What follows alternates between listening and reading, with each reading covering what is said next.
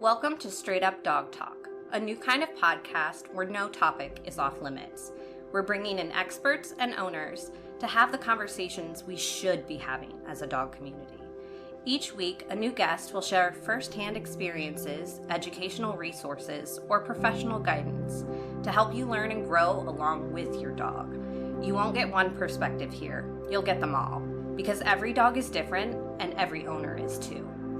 You can follow along on Instagram, TikTok, and Facebook at Straight Up Dog Talk, or by visiting www.straightupdogtalk.com. Tune in from any of your favorite podcast platforms.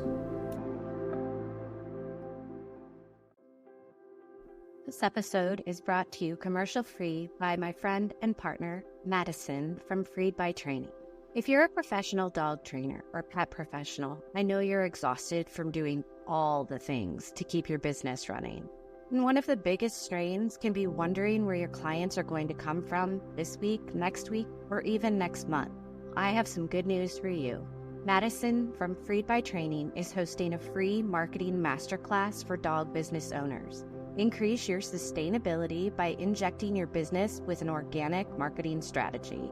Imagine what it would do for your business, what it could free up for you to experience in your life if you didn't have to worry about having a steady stream of clients. Watch the free marketing masterclass Unleash Your Visibility at www.freedbytraining.com/unleash. Welcome to Straight Up Dog Talk. I'm En, and we're here with Josh as usual. Hello. And tonight we have a really special episode for you guys. Tonight we have Madison, and we are going to let Madison, who owns Freed by Training, do basically an intake evaluation for a new client with Madison. How are you guys doing tonight? I'm good. How are you? Doing good. Glad to be here. Yay, exciting. Well, I'm kind of just going to let Madison take the reins here and treat this as if she was talking to Madison for a consultation. You might not hear a whole lot from Josh and I tonight, but I hope that you guys find this episode informative and kind of now understand what you should be looking and asking in interviews with trainers. So I think actually, Madison, why don't we start with, do you go by Madison or do you have a nickname? Let's make this easier. Yeah, I do have a nickname. I can go by Maddie. Okay. If you want to go by Maddie and I'll go by Madison, I think that'll probably make it easier for everybody. Yeah. Well, I'm really excited to talk to you tonight, Maddie. I don't actually know anything. M left me so super in the dark, which is really fun for me. So this is literally like we've just met, and I'm really just looking forward to learning more about your situation with your dog and hopefully creating some immediate solutions that you can kind of walk away with today, and then an idea of what a larger plan would look like. She actually doesn't even have a dog. You're being punked. Oh, my podcast. Yeah. My opinion doesn't matter here then. I'm definitely excited. I'm very excited for this because this is the first time I've ever actually heard of like a virtual trainer, and it's hard for me because I live in a small town to get information without like learning from the internet. So I'm excited to learn a bunch about that. Yeah. I started certainly training in person, but went fully virtual, actually not as a result of the pandemic, but because that's what I found to be most effective with my clients, because I use a totally different format where I actually talk to my clients every day. They get probably pretty sick of me, but there's a lot more just opportunities to adjust and learn and just get to know each other. So that's not what we're here for. We're here to talk about you. And like I said, I don't know anything. So the first thing really I want to know is just your dog or your dogs. See, I don't even know. And what has you sort of really at the point that you're ready to seek out training advice or training help? Okay, so I currently have 2 dogs. One is a Portuguese water dog named Milo. The other is a shelter. I got her as a shelter puppy, and I know that she's some type of pit mix. And she has just turned 1, and Milo's pretty close to being 2. So, and then also I pick up my new puppy Saturday, and his name is Jaeger, and he is a Great Dane. Yes. That is the reason You're I'm speaking my language. I have a spot, a very, very soft spot in my heart. It is the great desire of my heart to have a Great Dane at some point. But I rent, and they won't typically let you bring home animals of that size within apartments or rental units. So it hasn't been an opportunity for me yet. Okay, so first, I guess, talk to me about what beyond just bringing home the new dog is prompting the training. Have there been any problem behaviors in the past with Milo? And I'm sorry, what was your other dog's name?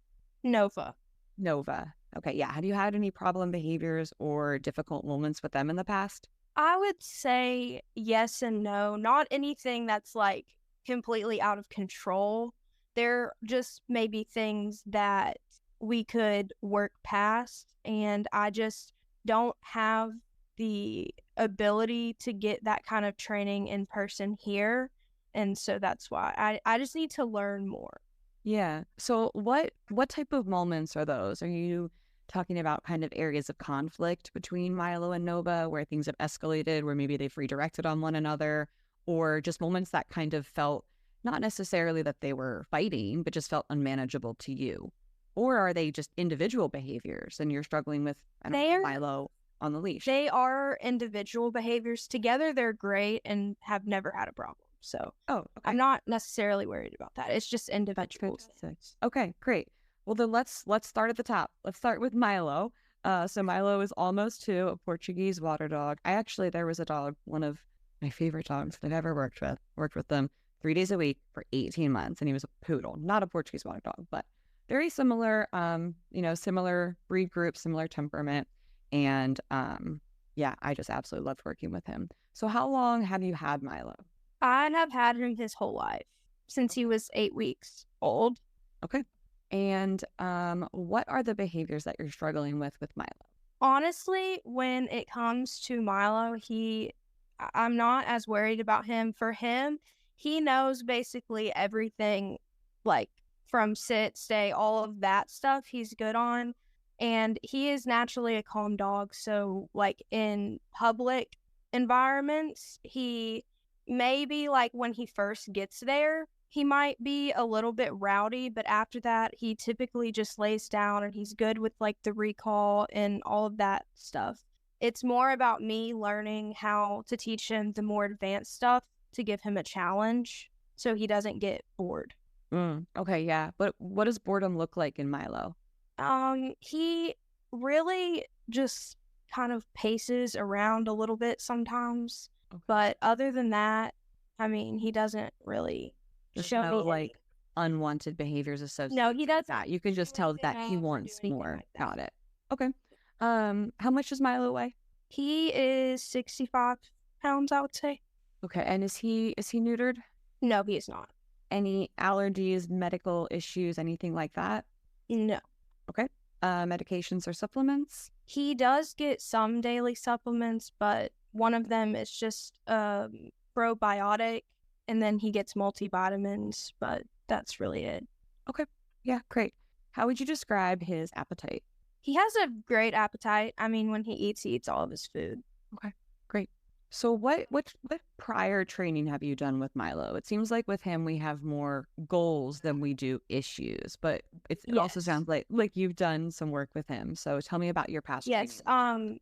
Honestly, everything that he knows is from me online with hours of YouTube videos and articles and just trying to teach him. And then if I couldn't figure something out, maybe I would get like a little app or something to try to help me like learn. And so everything with him has been that. There was one time when he was a puppy where we did a 6-week training course from someone local here, and they never taught him anything that he didn't already know, because coming to them, he knew everything that they taught him, and I told them that, but they kind of just ignored me on that one. Okay. And how would you describe his learning ability? He is a very, very fast learner, and he also loves to learn. Okay. Him, I have less issues with because the way that he's always been is just he wants to listen to me. He always has. He's never really, like, once he learns that he's not really supposed to do something, he really doesn't do it. He's just a quick learner. He just tends to understand what's going to get him what he wants, what's not going to get him what he wants. Okay. Good to hear it. Okay. Go ahead. He also, I think the only time that he ever does do something is if he doesn't understand. And that's something that I want to work on is like communication and learning how to do that. So does he kind of get easily frustrated? Sometimes he will, depending on like what it is. I would say actually yes, because sometimes if he doesn't get what he wants, he'll start doing like every single trick that he knows. Okay. Yeah. Yeah. Sounds about right. Because he just wants the food. Yeah. Okay. What was the most challenging part of training him? I would probably say jumping. Him jumping was really hard. And sometimes he still does that if he's going to a kind of a new place. Okay. All right. Let's move on to Nova. So talk to me about Nova. You said she's right around 1. Yes. She is complete opposite from him. She's very, very stubborn. And when she was a puppy, she will sometimes tear things up, but she, as an adult, doesn't really get the chance to do that because if I'm not there, she's always in her kennel. So the issue with Nova is definitely in public. She freaks out. Like, she can't contain herself. She's jumping everywhere. And it doesn't matter if you have food. If she's in public, it doesn't matter what you have on you. She does not care about anything except for jumping all over everywhere. And she will, like, she cannot ever just lay down or, like, in public. No off switch. Doesn't seem to know how to chill. Yes. And at home, she will listen to what you say, but I don't know how to explain this in a better way, but when she sits, she kind of slides and like she refuses to lay on the ground. She doesn't have any fur underneath, so I don't know if she's cold or like what it is, but it's like an awkwardness kind of. So it's hard to figure out what to do with that. Yeah. Okay. Yeah. So we're going to have to come up with some strategies that, you wouldn't have had to maybe necessarily problem solve that with Fuzzy Milo, right? Where she's got a little naked belly. We probably need to get the station for her to have her kind of be able to lay on like a blanket or a mat or something to make that more comfortable. And I think by at least trying that would give us good information on if that was what was standing in her way. Because I think I know what you're talking about, where they just kind of shift back and slide down. And she'll push off her floor and hump her back, and it's crazy. Kind of hover off the ground. Yeah. There is one other thing is that I don't want to overwhelm her, but it makes me feel awful to bring Milo in public and then leave Nova home. So if I do bring her, it's like, for example, the other day, she was freaking out in PetSmart so bad that she has a Kong harness that is like, it's a good harness. And she just completely wiggled out of it. And I had to like pick her up and bring her back in the car, and we couldn't even do anything. Yeah. Okay. Well, in my experience, the solution for this type of behavior, when it's especially difficult and really unmanageable to have both of them at the pet store, and it sounds like if you had Milo with you, you'd be golden, but you would just feel bad for leaving Nova at home. The solution, or at least the path to a solution, is probably the opposite of what you think. It's going to involve doing some specific training with just Nova and not with Milo. And, leaving Milo at home and working Nova in that environment solo and working up to where Milo is at, because I think it adds a whole other layer in having a second dog there, even if they're really well trained. The one thing I will say is we do that with her quite often, but she still reacts the same way because there are other people. So I don't know. I don't want to overwhelm her. So maybe I shouldn't bring her into a store yet or something. If she is at that level, I think she's probably not ready. And that's probably going to take even some, individual training outside of that environment to get her ready. That is a highly concentrated and excitable, it sounds like struggling from excitement, just absolute excitement. You're dealing with hyperarousal. Her nervous system is going all over the place. And there are, potentially other things mixed in there. I don't know totally yet if she maybe has some nervousness around people or dogs, or, some pet stores have cats or ferrets or other things, or birds, right? That could be, tapping into some prey drive. And then we have a whole nother ball game, which, that is like sending them into overdrive.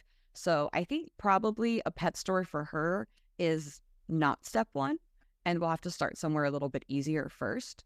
And then when she's ready and she's really excelling in those easier environments, that's when we take her to the pet store solo, and probably going to have to, assess each time if the environment is appropriate. Maybe there's even an easier pet store, that gives you that in between that doesn't have the live animals. I don't know if your pet store does. Some of the ones around here do.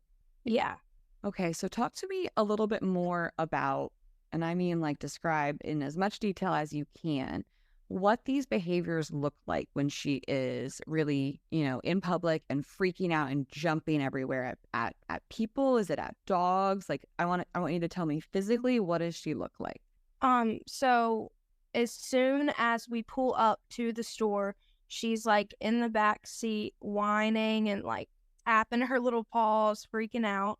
And then as soon as you get her on that leash, she will sprint, and you have to kind of catch her because she will spring out of the car if you are not right there with that leash ready to hook. All right, Maddie, that's where we start.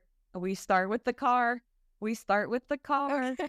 The car is its own exciting environment now. It predicts going to all the fun places. Again, it doesn't seem to me so far with what you've said that Nova's dealing with anything other than just she is, oh my gosh, she's loving life a little too much, coming hot. And so, yeah, I would say work on the car, probably get either a different leash, because it sounds like that specific leash has a lot of excitement.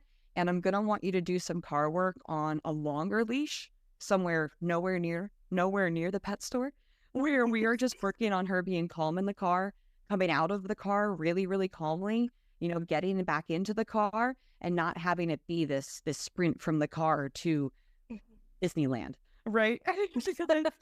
But it is for her.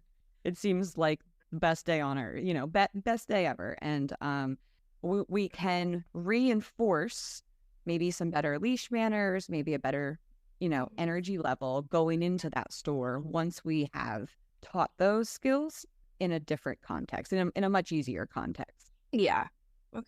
That really makes a lot of sense. Now, tell me about their relationship, Nova and Milo. Like, you said that they do really well together. Beyond that, talk to me about what do they like to do together? How do they like to spend their time together? How can you tell that they've had enough of each other? So when they're together, what I will say is the only issue with Milo that I usually have, besides maybe a jump or two, would be when he is with Nova. If she acts excited, he acts the same way when they are together. When he is apart from her, it's a complete different story.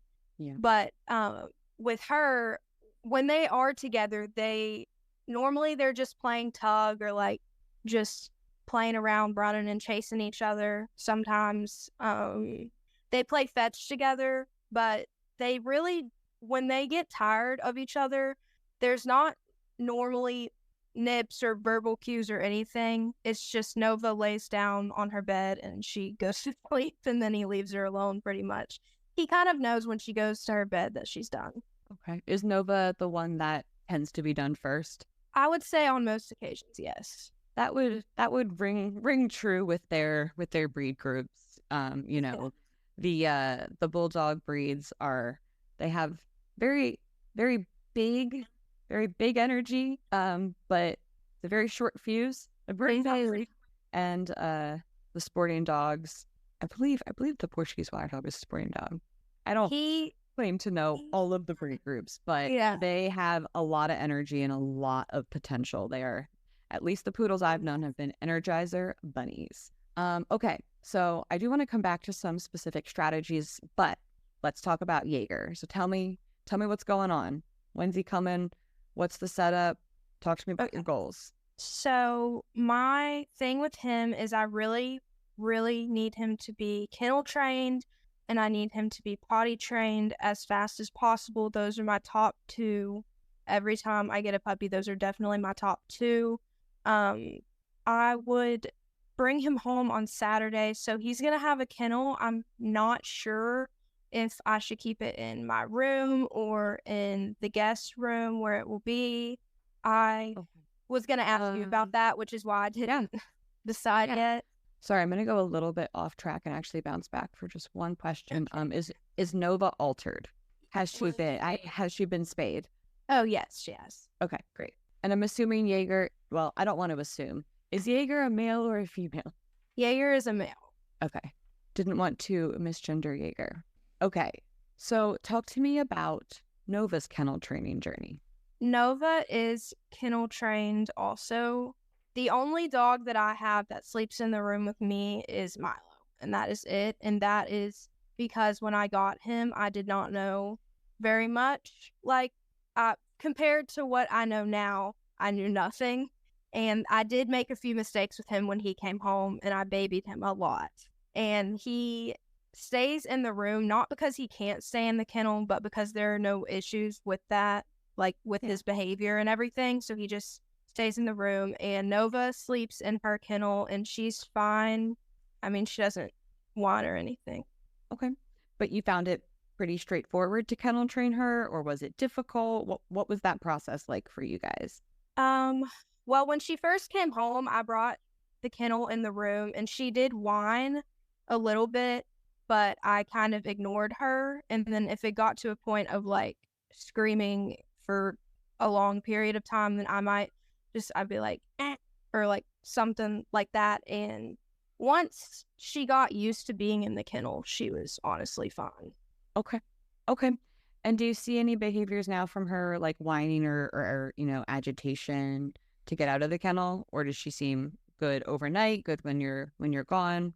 Overnight, she is good. When I'm gone, she's good.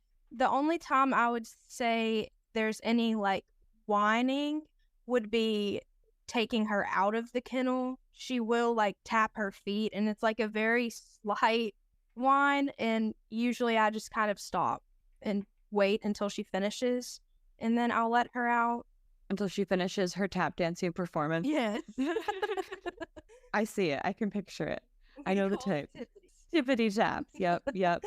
Okay. So we're gonna pivot back to Jaeger now. How old is Jaeger? He is currently 8 weeks. He is 8 weeks, but we get him on Saturday because he just turned 8 weeks. Okay. So with him being that young, I would advise keeping the kennel in your bedroom for now, even if you plan to transition it somewhere else, because for those first few nights, he's going to feel a lot more comfortable not sleeping totally alone.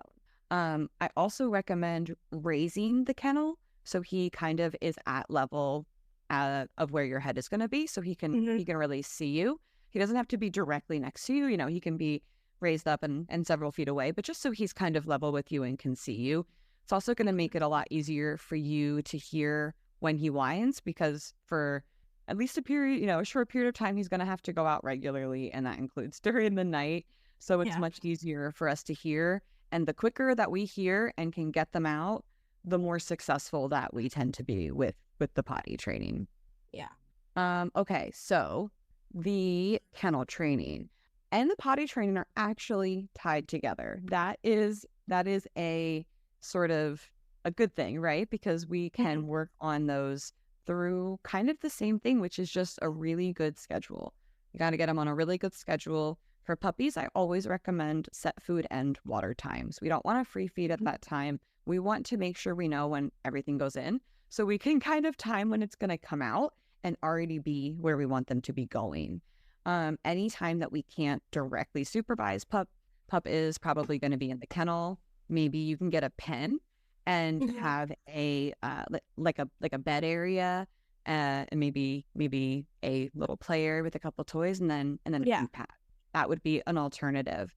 But typically at that age, we're wanting to get them outside every roughly 2 hours. to make sure we can get them onto that schedule. And then my frame of, when do we sort of advance that is when we're looking at bladder muscle control, it really doesn't develop and lock in a big way until closer to 16 weeks. Mhm. Now, that's just an average. Some dogs are certainly ahead of the curve, and some dogs are certainly not there at 16 weeks. And we have things like bladder infections and UTIs that can set that a little bit off track. But in general, starting at 16 weeks, it's about 4 months, they can be expected to hold their bladder for about 4 hours. And then you can add on another hour for every month up until 10 months, 10 hours. It's about the most that we want to expect our dog, to have to hold it. Yeah. That being said, if you have a puppy that is under 16 weeks and you're on a good schedule, you're getting them out every 2 hours, you've had no accidents for 2 or 3 days, I think it's time to bump that up. Maybe go 2.5 hours. Maybe be bold and go for 3. You may have a couple accidents. You may have to scale it back, but once you have a couple of days without an accident, you can feel free to push it, because what you're doing is really helping them develop those, like the strength of those bladder muscles. Create a really predictable routine and consistent routine for going to the bathroom. So I like to use multiple behaviors and a verbal cue. So what that looks like is having a specific door that you're going to exit out the same door. I like to ask for a normally sit, and then one of a couple different things, sometimes paw. If you are someone that wants your dog to ring bells, you can do paw or touch, because those can both be translated to a bell or a button or something. And then I'm going to say the verbal cue, the verbal word that I associate. That could be potty, do business. I use hurry, go hurry, or let's hurry. And then you're going to clip on the leash, and then you're going to head outside. And then as soon as you see that either Jaeger is actually going to the bathroom or like about to go to the bathroom, doing that pre-potty sniff that we all know how to spot, once you get to know his specific pre-potty sniff, you're going to say it again. You're going to say, do your business, Jaeger. And then as soon as you see him start doing it, you're going to tell him he's a really, really good boy, and you're going to pull out the treat that you hid. And when he's done peeing, he's going to get that treat. And repeat. And my approach on accidents in the house, well, first of all, they happen. We all know they happen. They're not called, never happens. They're called accidents. They happen. Is that if you see the accident and you see the pup and it's already happened, it's too late to do anything about it. Yeah. Rather than adjust your window to hopefully be ahead of it next time. But I believe if you see your pup actively having an accident inside, that's a really good opportunity to interrupt that behavior, get him to the right zone, the right area, and pay it like he didn't do anything wrong. Because that's a really clear lesson of not this, that, right? Yeah. I think it's difficult to communicate to a dog effectively, don't do this behavior. Across the board, I think that's really, really difficult to communicate. But I think it's pretty easy to teach, do this instead. And we love alternative behaviors in the world of dog training. It gives us so much more information to provide to our dogs. Yes. And the kennel is going to be key to keeping him contained when you can't directly supervise him. But don't be shy about, using baby gates to zone him into different areas, or to use a drag line or just like a leash that he, a dollar store leash that he just drags around the house. That's another easy way in these first few weeks, especially, to be able to really, really quickly get him outside. If you think he has to go to the bathroom, like if he's free roaming and you've done this potty routine a couple times now and you see him go and sit by that door, by God, take him out, right? That is the sign. Yeah. That is the signal. There is one thing that I did have a lot of trouble with the other two, was as they were puppies, both of them really hated like teeth cleaning and the nails and the bath, all of that. So that's one thing that I'm Okay. like, Yeah, I don't know how to some make that work cooperative if grooming. they don't like it. Yeah. Well, I think that starting and learning how to teach these things with Jaeger while he is, little puppy sponge and in these key phases of socialization, I think this will give you a lot of comfort in the skills and behaviors that you can kind of then go back and teach to Milo and Nova to make that a little bit easier. But cooperative grooming and cooperative care is something that, I mean, it's a never ending thing. I've got a list so long of things to work on with my own dog. But I appreciate that you're looking for ways to make it a little bit more enjoyable. So the kind of low hanging fruits there would be to get a suction cup lick mat that you can put in your bathtub, to have them lick like some yogurt or something, or some canned food while you're giving them a scrub. That can make it a little bit less stressful. I actually do have a specific thing that I wanted to mention when I was talking about sort of gating off your home, because I do think that it is important to zone your home and kind of limit where puppy goes. But I think it's very common for folks to want to use their kitchen, which seems like a great idea because the floors are normally easiest to clean. But I've heard, unfortunately, too many tales of dogs turning on stoves, and Jaeger is not going to be a low rider. Yeah. He's going to be taller than I am by the time he's like 6 months. So we probably don't want to use the kitchen as a zone for him. And just wanted to put that out there. Okay. You did say something about socialization. That is something that I did want to ask about. Yeah. And I'm glad that you did. So yeah. When it if comes you have to a specific question, yeah, go ahead, please. Yes. So when it does come to the puppy, that is one thing that I knew absolutely nothing about with either of them. And it took me like 1 year to even figure out what socialization actually was, because I think a lot of people think that it's with other dogs and meeting other dogs. And I thought that's what it meant at first, because that's what people kind of think. It's a terrible word. Yes. For what it is. It's the wrong word. And I've been saying that. Yes, I just now am figuring out, like, no, this is what it is. Like, maybe 6 months ago, I figured it out. And I was like, oh, this is what I'm supposed to be doing. This is why he's acting like this. So that is one thing that I did want to talk about. Yeah. When to start it. How to kind of dig into that. Yeah, absolutely. So I agree. I think socialization is the wrong word because it gives absolutely the implication of social interactions, which is not at all what you do to start, or for every dog, I should say. Because, of course, social interactions could be part of socialization, but that is a narrow slice, as well as being a more potentially advanced version than you'd be ready for with a brand new pup. So I want you to focus on just exposure and just getting exposed to as many different things as is tolerable, right? We don't want to do too much in a day or a week. But when he's this young, you really do have the opportunity to create really positive experiences to sights, sounds, smells. That could look like putting your dog in a wagon or in the back of your car or on a big blanket and just letting them experience the world, but not interacting. And really at that age, until he's vaccinated a little bit better, we don't necessarily want to take him to anywhere that's going to be high dog traffic, right? You know, keeping him at home and not experiencing the world isn't exactly what his immune system needs either, but focus on exposure and getting to experience different environments without necessarily interacting with a bunch of people or dogs. Another big part of socialization is sounds, right? How many dogs have you heard of that are so affected by noises and things that they've never encountered before later on in life? That's what socialization is designed to avoid.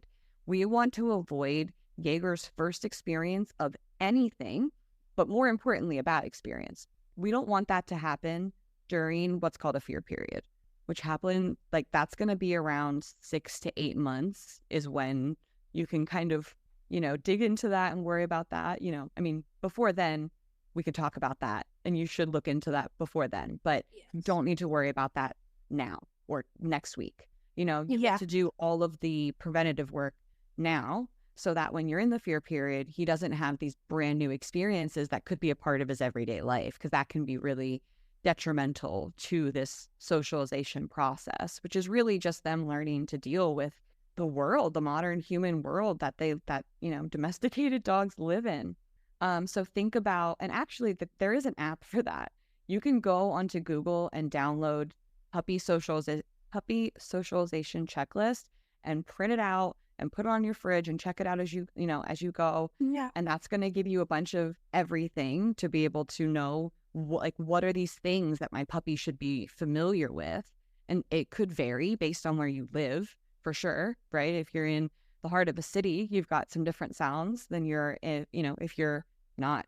But if you're not a pen to paper person, there's an app that I've actually recommended a ton of my clients to, and they've said that it's great, and it's called Pup Standing.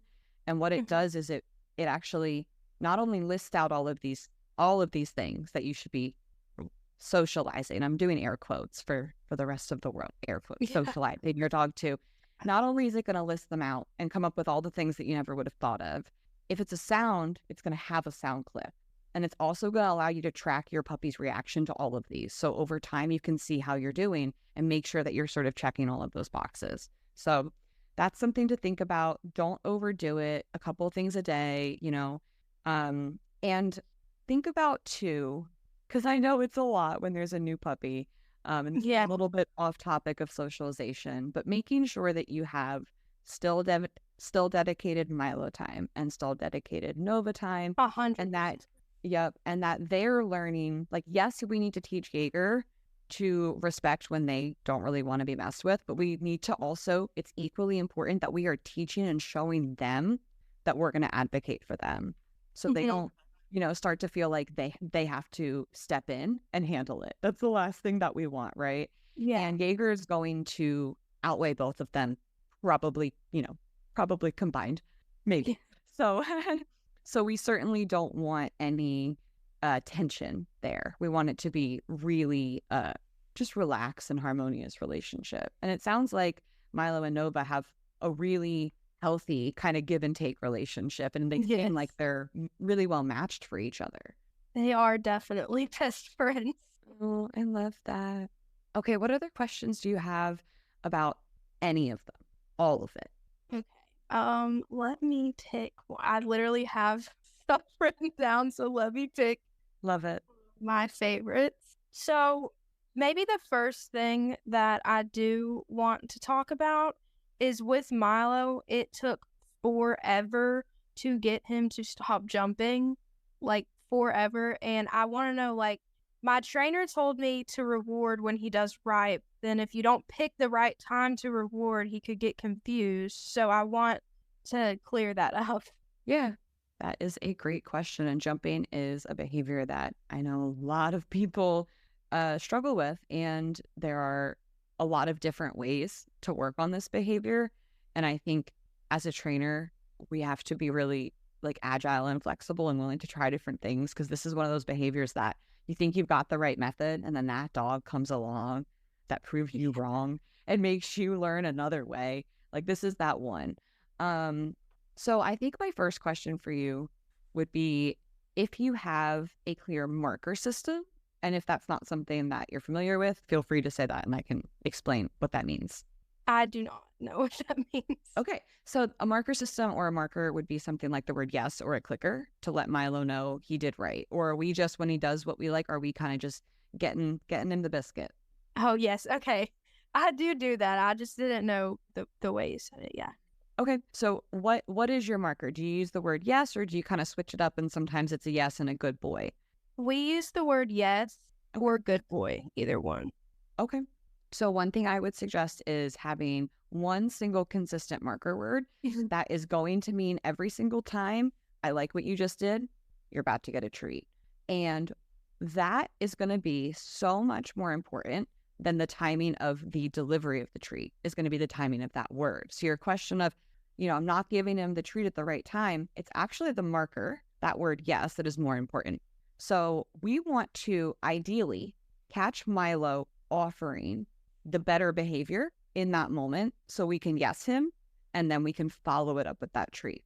So what I like to do is actually rehearse this over and over again through basically a loop where we are going to get tens, hundreds of repetitions of Milo approaching you and offering a sit, because right now he doesn't have a whole lot of history of that. Right now he has a lot of history of approaching you and jumping, and we want him to offer something new and have a huge history of that to be able to fall back on. And this is actually a really, really fun sort of food training game for dogs. So you're just going to grab his regular food if he likes it. You can mix in some high value treats if you'd like. And as he approaches you, you're going to hold down a piece of food and lure him into a sit. Or if he knows the word sit, you can just ask for it. The moment the butt touches the ground, yes, and then hand him a piece of food. Then you're going to say free if he doesn't have a release word. You're going to use the word free. If he already has a release word, something you would tell him to like get out of a stay or to move through a doorway if you have a word for that. And you're going to toss a piece of food for him to chase. And then when he goes and gets that piece of food, my hope and my thought, because Milo is a smart boy, is that he's going to turn around and run right back to you for his next piece of food. And again, we want him to, as he approaches you, offer that sit. So for the first couple times, we might actually say the word sit, or we might just hold the piece of food down, and as he approaches, just tip his head up. So he goes into that sit the moment the butt touches the ground, yes. And then hand him the treat, and then toss it until, lo and behold, one of these times, as he's running towards you, he just like skirt goes into that sit. Yes, pay, right? Now we have this pattern that we can just do over and over again to have him offering the sit on approach. And then you're going to practice this in a way more exciting time. Only once he's shown you he can do it in a not very exciting time. Because my guess is that he's not jumping randomly. It's probably like when you just come home, or maybe you have something that's really exciting, right? Mm-hmm. Yeah. So we start in a kind of boring time, and then we try it in a much more, excitable time. Yeah. And I would also recommend having him on a leash at that time, so we can kind of manage that. So we can manage it a little bit better. When dogs can kind of fully rehearse a behavior, they just get really good at it. Yeah, definitely. Okay, guys, we're unfortunately going to have to cut you off, but I am pretty sure that the two of you can get reconnected and continue this conversation. I will make sure that you guys are connected on Instagram. I hope, Maddie, that this was really helpful for you. Madison is, one of my favorite trainers, and I have a special place in my heart for her. So thank you again for being here tonight. And truly appreciate both of you for being vulnerable enough to do this on the podcast to help educate listeners on what you should be looking for in a trainer and an interview with a trainer, and the kinds of questions that your trainer should be asking you beforehand. If you guys paid attention, you'll notice that Madison asked some really in-depth questions that are very, very important to know when it comes to training a dog. And I hope that this was really educational and helpful. And if you guys have any training needs, you can always reach out to Madison at Freed by Training. So thank you for being here tonight on this episode of Straight Up Dog Talk, and we will see you guys next week. Straight Up Dog Talk was created by Emily Breslin. It is edited, produced, and co-hosted by Josh Wasta under the supervision of Straight Up Dog Talk, LLC, and Emily Breslin. If you're enjoying this podcast, follow or subscribe to be sure you don't miss an episode, and leave us a review on your favorite platform. Looking for more honest and relatable dog content? Check out our sister show, Unpacked, with Jerry Sheriff and Madison Simpson. Thanks for listening to Straight Up Dog Talk. See you next week.